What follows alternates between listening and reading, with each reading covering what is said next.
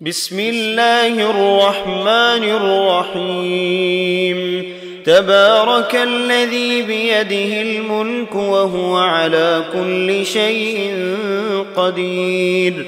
الذي خلق الموت والحياة ليبلوكم أيكم أحسن عملا وهو العزيز الغفور الذي خلق 7 سماوات طباقا ما ترى في خلق الرحمن من تفاوت فارجع البصر هل ترى من فطور ثم ارجع البصر كرتين ينقلب إليك البصر خاسئا وهو حسير ولقد زينا السماء الدنيا بمصابيح وجعلناها رجوما للشياطين وأعتدنا لهم عذاب السعير وللذين كفروا بربهم عذاب جهنم وبئس المصير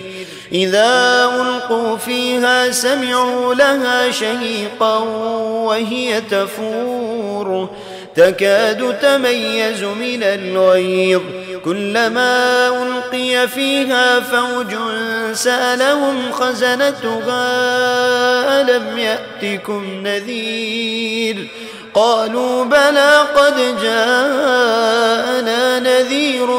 فكذبنا وقلنا ما نزل الله من شيء إن أنتم إلا في ضلال كبير وقالوا لو كنا نسمع أو نعقل ما كنا في أصحاب السعير فاعترفوا بذنبهم فسحقا لأصحاب السعير إن الذين يخشون ربهم بالغيب لهم مغفرة وأجر كبير وأسروا قولكم أو اجهروا به إنه عليم بذات الصدور ألا يعلم من خلق وهو اللطيف الخبير هو الذي جعل لكم الأرض ذلولا فامشوا في مناكبها وكلوا من رزقه وإليه النشور آمنتم من في السماء أن يخسف بكم الأرض فإذا هي تمور أم أمنتم من في السماء أن يرسل عليكم حاصبا فستعلمون كيف نذير ولقد كذب الذين من قبلهم فكيف كان نكير أولم يروا إلى الطير فوقهم صافات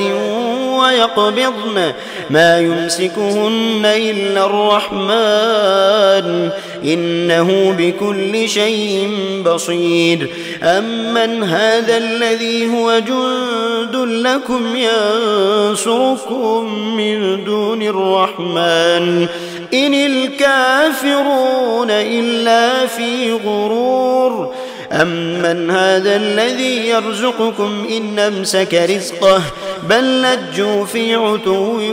ونفور أفمن يمشي مكبا على وجهه أهدى من يمشي سويا على صراط مستقيم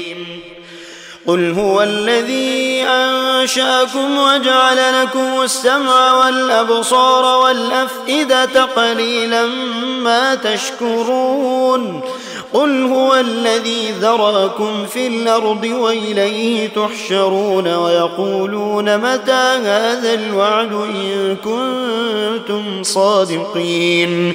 قل إنما العلم عند الله وإنما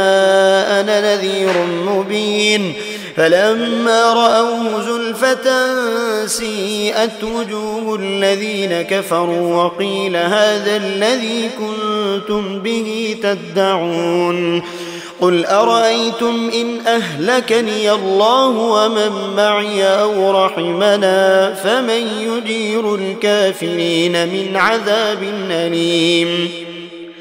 قل هو الرحمن آمنا به وعليه توكلنا فستعلمون من هو في ضلال مبين قل أرأيتم إن أصبح ماؤكم غورا فمن يأتيكم بماء معين